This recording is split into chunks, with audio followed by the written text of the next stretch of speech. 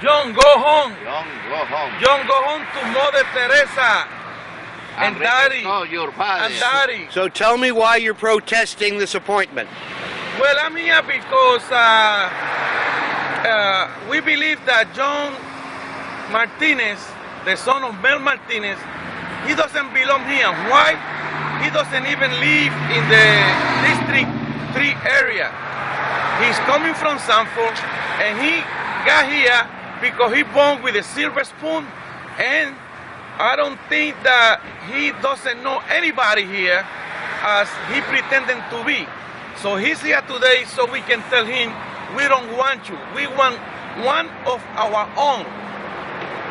We want authentic representation for the district number 3. Authentic again. Authentic. We don't like John here because you don't belong to this area. We need a Spanish representative here in the area. Thank you.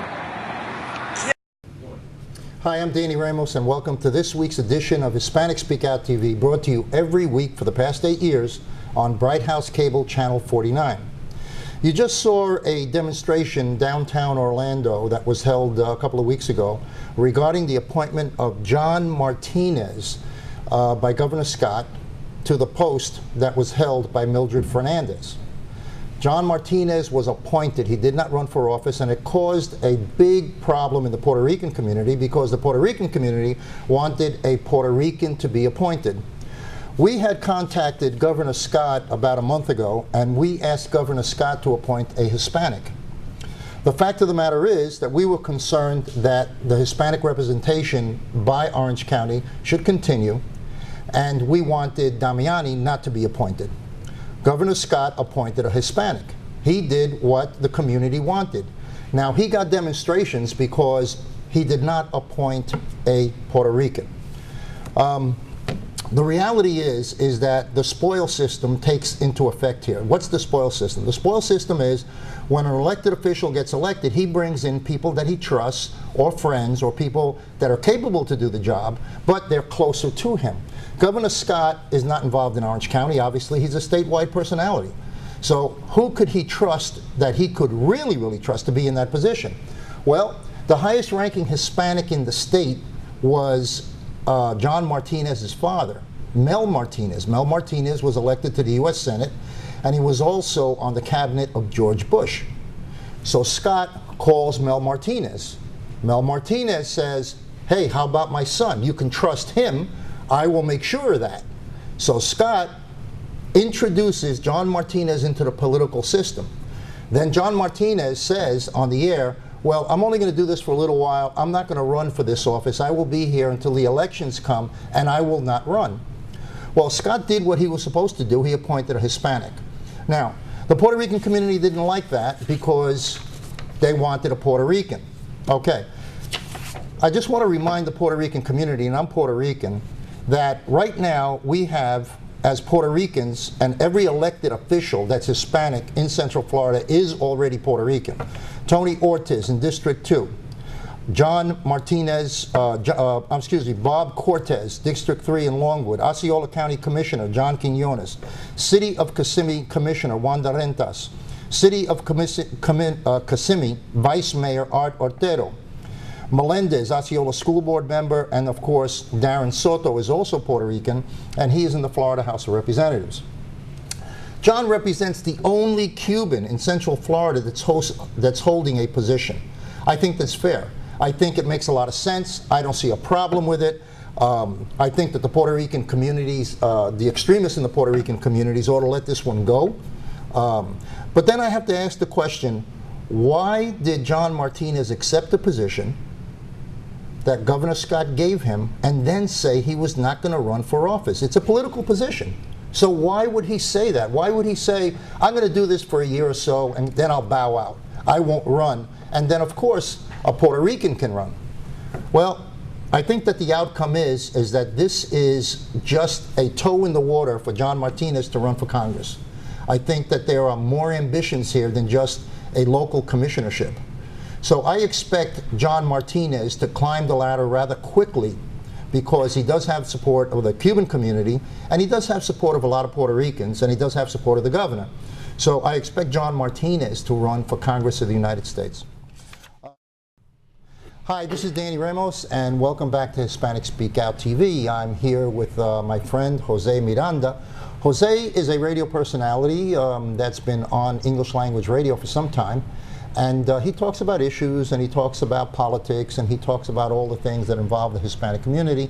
And we have him as a co-host along with Tony Suarez and a couple of other guys. How are you, Jose? Hey, how are you? Good. Happy New I'm Year doing to good. you. Let's talk about politics. Let's talk about Gingrich and all these guys that are trying to become president of the United States. Okay. Okay. You go. Me go. Okay. It's up to you. You want me to go? No, listen. The latest brouhaha is South Carolina. They had a meeting there of the minds, the 100th debate that they've had. You know, or 1,000, I forget which one it is. Yeah. And again, the audience is a great indicator as to what certain segments of the population want. And well, they always stack the audience. It's crazy. I mean, they always stack it. When you had Juan, I forgot Juan's last name, the announcer there ask a question of Gingrich about his decisiveness, and talking about minorities and putting them down. It was the food stamp thing. Well, he received a loud boo for asking the question, but Gingrich, to his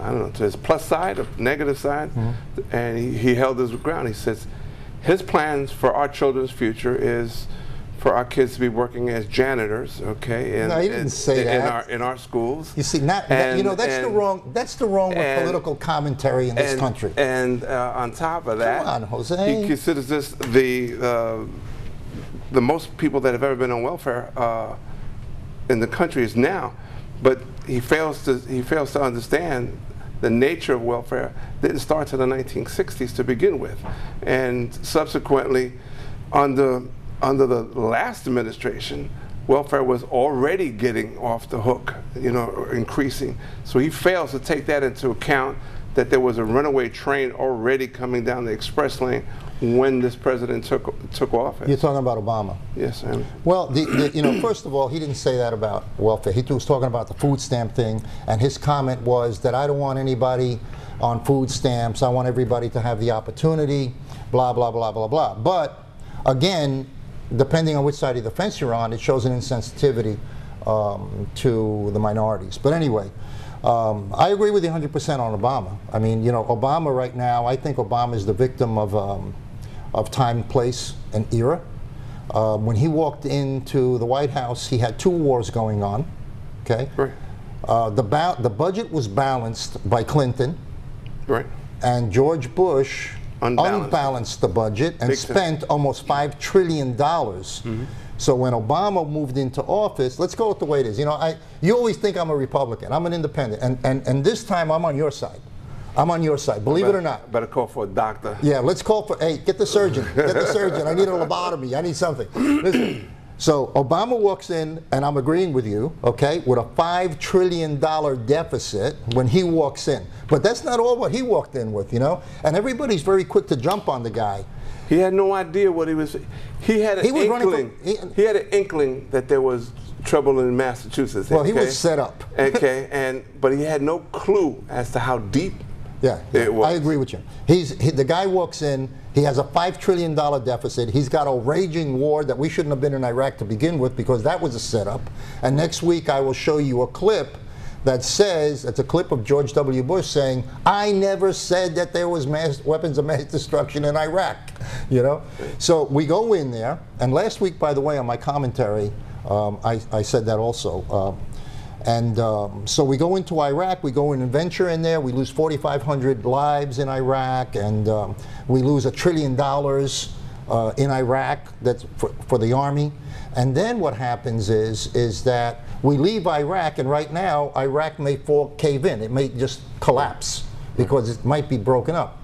So who really benefited from Iraq? Your buddy, your friend. My friend. Yeah, the former Vice President of the United States. Okay, Cheney. Cheney. Cheney, yeah. Cheney was the big winner there. Yes, he did. With Halliburton. Yes, because Halliburton had all these non-bid contracts. Right, right. And they must have made billions of dollars, and just plus billions. he's also behind a lot of the so-called special security staff that they have left independent security, the black ops, all those guys that they have in Iraq now, which totals somewhere about 33,000. Yeah.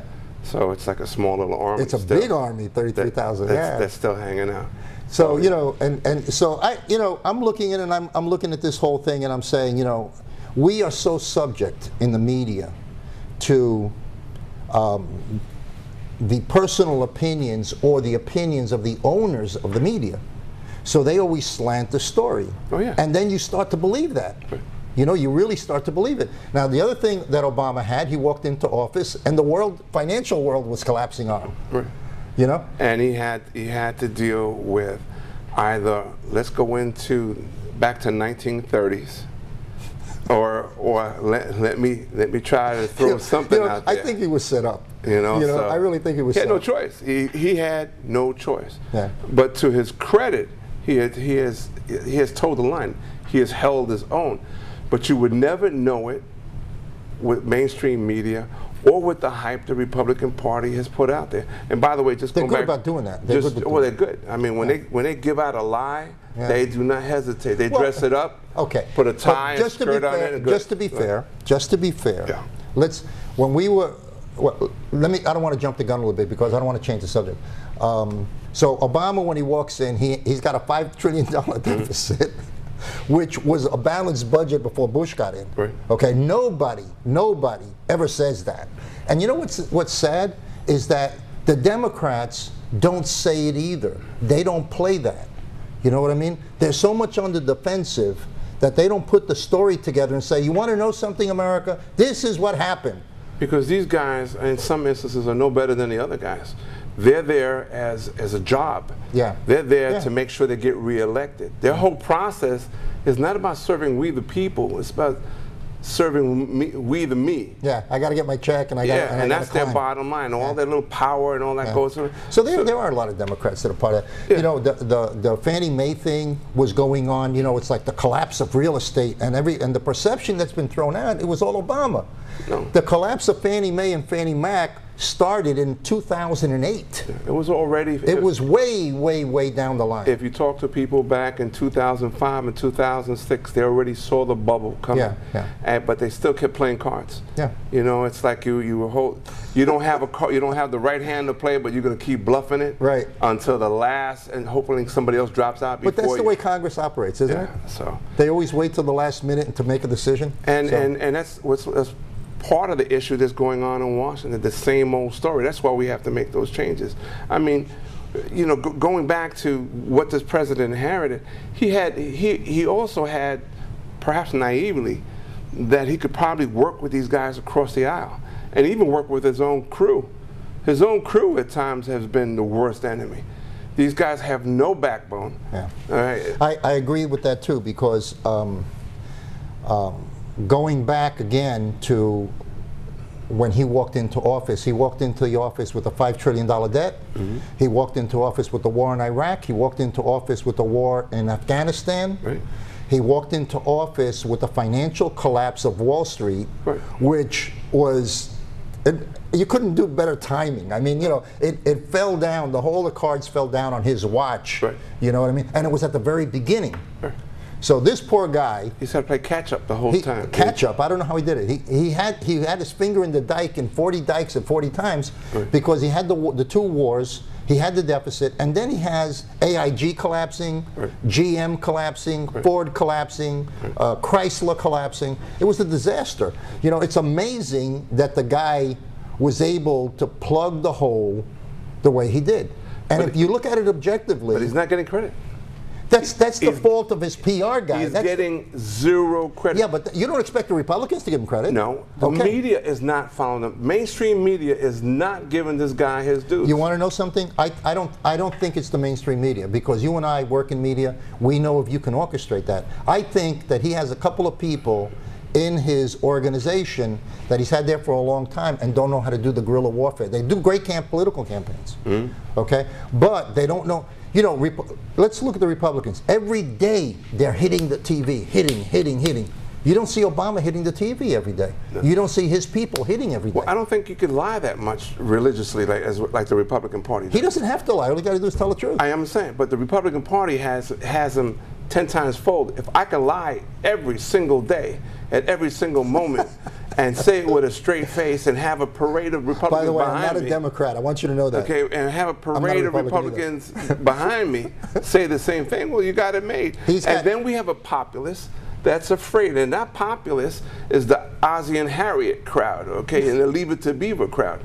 They still think that those were actually, you know, actual settings, you know, where they had the white picket fence and the hedges were trimmed just nice, and it was for your information, it was make believe. It didn't exist, okay, but they keep piping that smoke out there, sending those smoke signals to those people that follow me, and we can have Leave It to Beaver again. Yeah, let's go. Let's look. He went in and he saved GM. Now, how can this country operate without a automobile manufacturing industry? I mean, they're the guys who make tanks in case of emergency. They're the guys who have the assembly lines to react in case of a real military emergency. Right. If you eliminate that, which a lot of people want to eliminate, then you have to order your tanks from a different country, you know? Yeah, for the country you're about to attack. Yeah, exactly, because they do it for $1 an hour, 75 cents an hour. Right. So he had to save all of those guys, and he managed to do that. And they're turning a profit. And now they're paying it back. Yeah, they've paid it back. Yeah, they're doing a good job. Right. So, you know, when you look at all of this, and you can be objective about it, but what happens is the American people just catch it on snapshots. They don't look at the historical thing, you know what I mean? You know, let's go back 3 years when he walked in. Let's do a replay. When you do the replay, you say, shit, he came into office with $5 trillion debt. He didn't make, so the country's $14 trillion in debt. Let's take off $5 or $6 trillion to start with, because that was Bush's debt. Well, let's not forget that the populace is just now catching up to the fact that he's black. Apparently on their TVs that night when he won, they failed to see that he was African American. And that's why so much racism is being put out there. They knew he was African American. This was all a thing that everybody wanted, because they wanted to put the civil rights movement behind them. So everybody, even some Republicans, wanted a black president.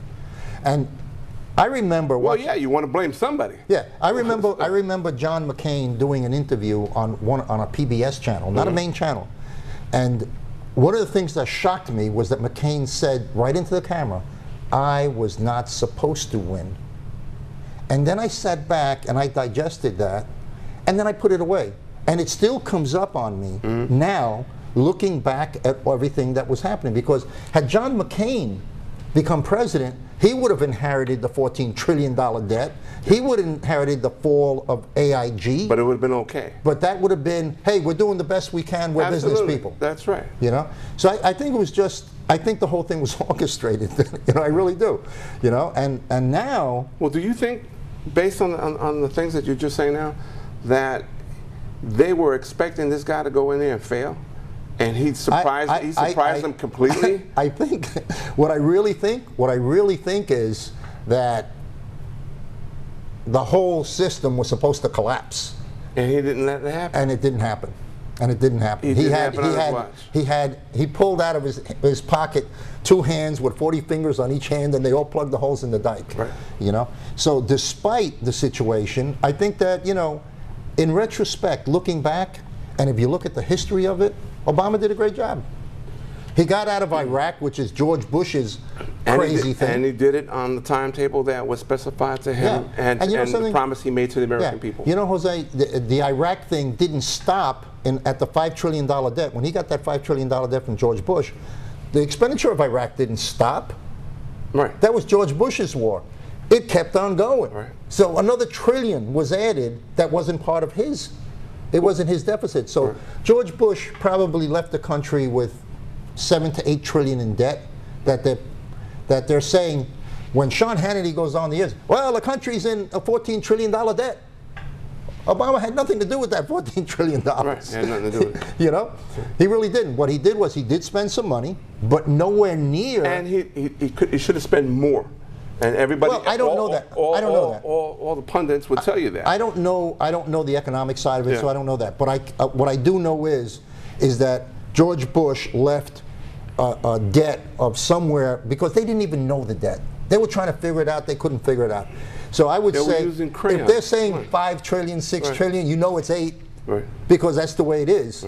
So when Bush left, it was not only the debt that he created and was cut off, but it was the mess that he left that still had to be taken care of. And it was a tremendous... By the way, I'm not a Republican, and I'm not a Democrat. It was a tremendous military deficit that he put in there. He sent guys in there ill-equipped for the job that they apparently thought they were going to go in there for a cakewalk. And it wasn't a cakewalk. The tanks were inadequate. The armor, there was all kinds of stuff that was... They didn't know. And then they had no plan to get out and no plan. What happens when we win? We blow the place apart. What happens when we win? What do we do for infrastructure? What do we do to feed people? What do we do? You know, because you're collapsing a government. There's no system. Well, he went in there nation building, and that's not what we can do. It will be recognized in the future as the biggest and worst international policy that was ever done by the United States in modern times. But you have a Republican candidates now who will probably continue the same doctrine. Let's talk about the Republican candidates now. That's going to be fun. Okay. Okay. We can talk about the Democratic candidates next week. Okay. All right, no problem. Okay. I am pissed off at Romney.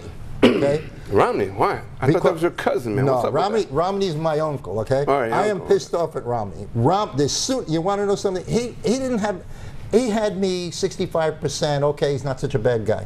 As soon as this guy refused to put his taxes on the table, I said, forget it.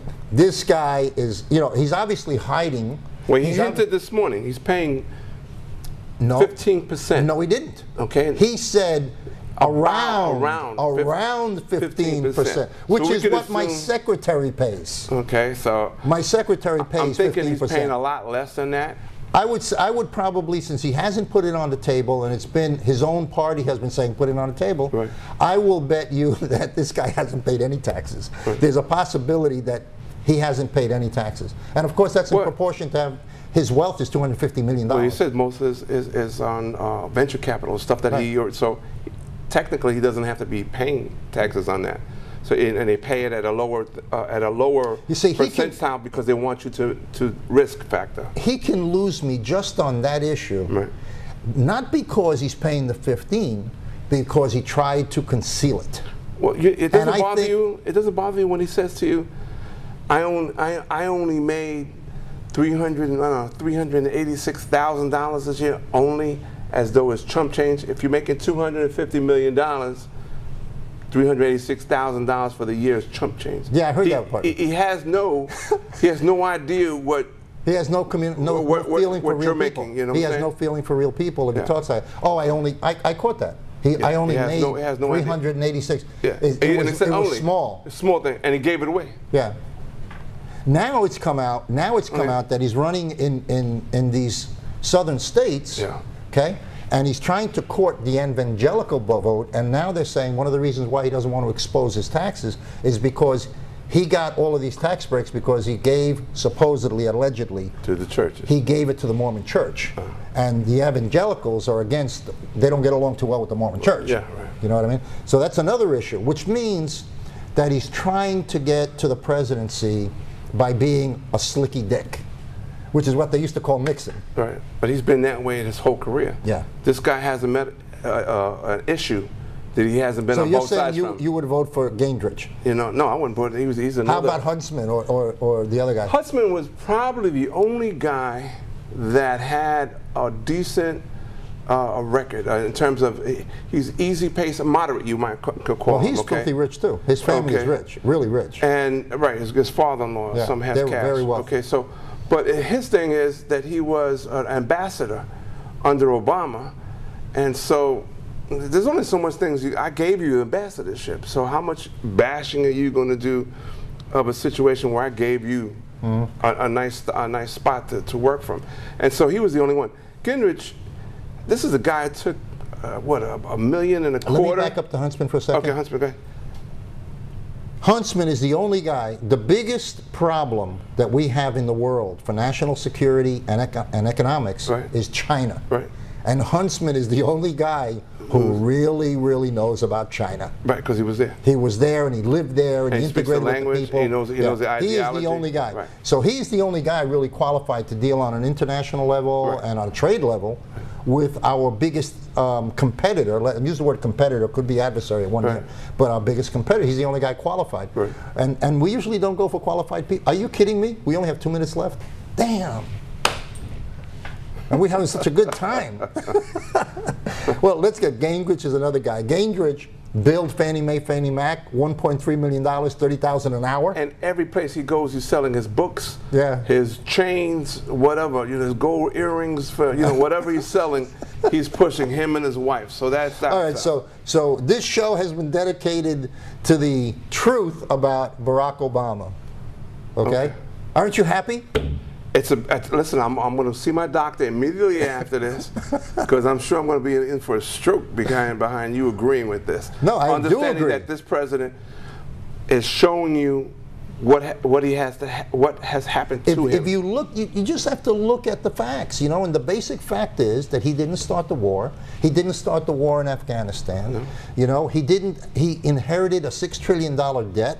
And then he inherited the debt going forward in all the wars. And then he inherited the collapse of Wall Street because that had to be fermenting for years for it to collapse. The only real beef is that he should have communicated more he should be communicating more with us. That's the fault of the White House Communication Department. Okay. That's not the fault of and but unfortunately, we'll talk about that. let's do this again next week. We'll do that. This is Danny Ramos. It went fast, right? Danny Ramos, Hispanic Speakout TV. We'll catch you next week where we'll be talking the truth about politics in Central Florida, the nation, and the world.